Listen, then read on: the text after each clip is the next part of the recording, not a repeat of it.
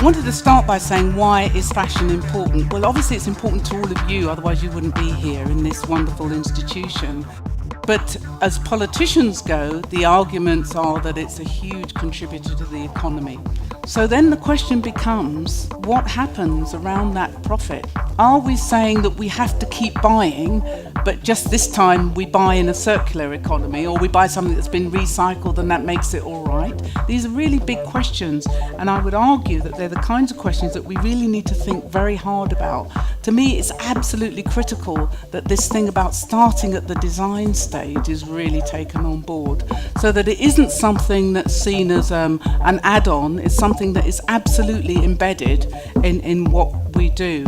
And to me, if creativity is about anything, it's about communicating with other people. It's about saying something that you think is important, something that's come from your imagination, of course, but something that inspires people to maybe think a little bit differently. And that is not going to happen if the only focus is on financial profit. So I hope that you'll all join in, at least some of you will join in with this struggle and do your bit to say that fashion can change things in a good way and we can still have fun and look great. Thank you.